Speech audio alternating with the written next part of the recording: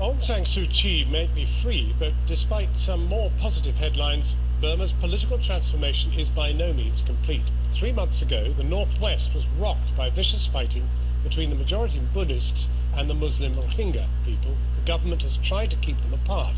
60,000 Rohingyas have been put into rudimentary refugee camps. But one group has refused to leave their homes. They live in the heart of the region's largest city, called Sittwe, in an area known as Ong Min Gala. Cut off from the rest of the city for the last 3 months, the United Nations is increasingly concerned about their welfare. Our Asia correspondent John Sparks was the first journalist to gain access to this camp. It's not a hard place to find because it's in the centre of town. 5 city districts known as Ong Mingala.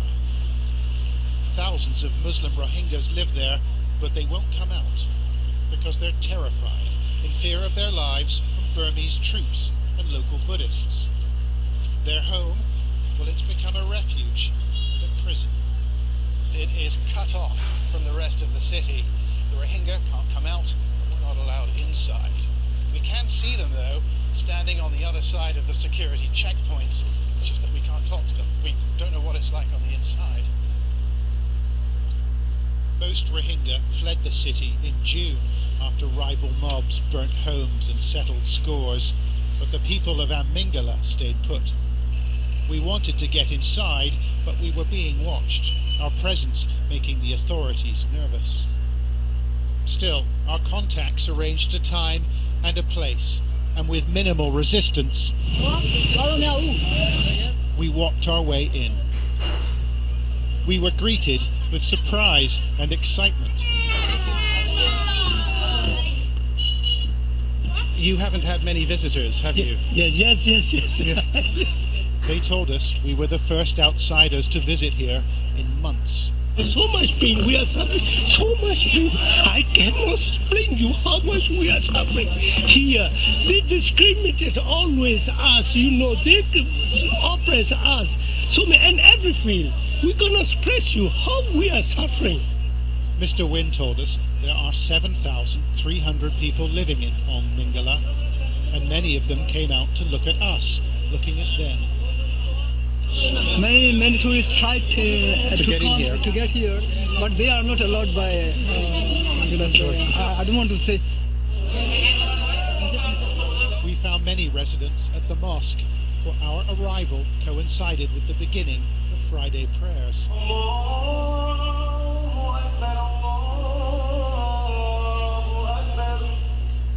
We were directed to a garden behind the mosque.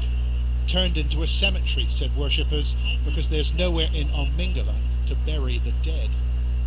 We cannot go to the government cemetery, so we are piling one after another here and buried here. You're burying people who were killed during the riots? During the riot and after the riot, because we have not good medicine supply and we cannot go to the hospital, so that men are quickly die. You can't go to the hospital? You can't go, we can go to the hospital. We were taken to see the leader of the community, a man called Shui La, and I asked him how much people here have to eat.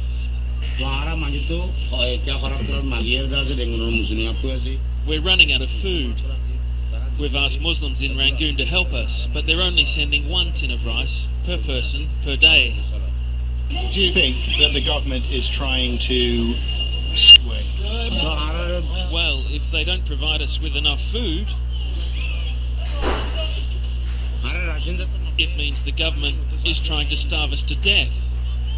Still, we saw some fish for sale in a makeshift marketplace, brought in by Hindu fishermen, we were told.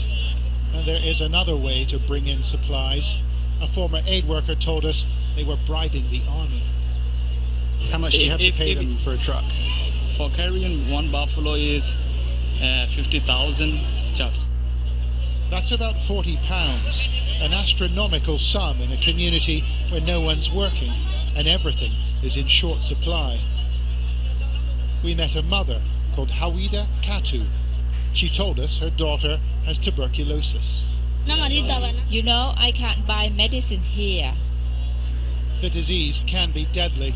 but a trip to the hospital for treatment is a more frightening prospect, it seems. I'm afraid of being beaten by local Buddhists if I go.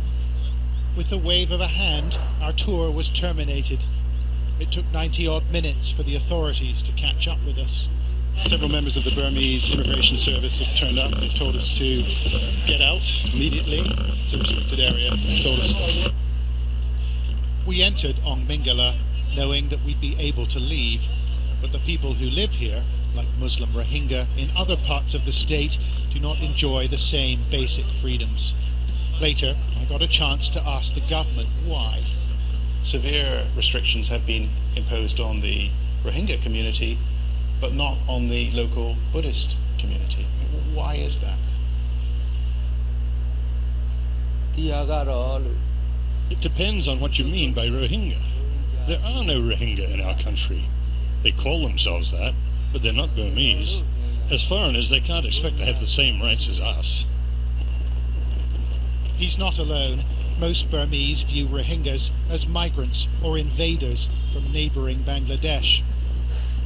As for Ong Mingala, well, some of its residents have bribed their way into nearby refugee camps, but the rest seem determined to stick it out, to hold on in a city they still call home. John Sparks, Channel 4 News, Sitwe.